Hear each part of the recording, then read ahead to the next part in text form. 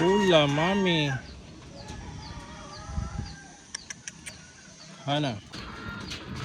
Magandang umaga sa inyo mga ka-farmers. Maraming nagtatanong about dito sa fertile eggs ng ating mga white leghorn. Ito yung mga fertile eggs nila. Nandito. Yan, medyo madami na talaga ito. So ito, hindi ko muna ibebenta mga ka-farmers dahil mag-i-incubate muna tayo ng mga itlog at ipapapisa para meron din tayong mga sisiyo na palalakihin.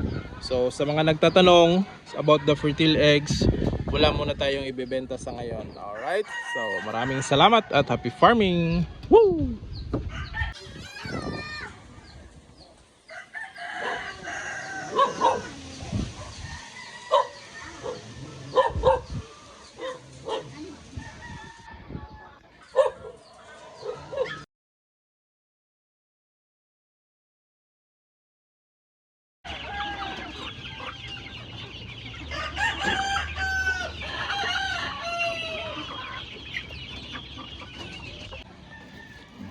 Sapal plus pids equals sapal pids.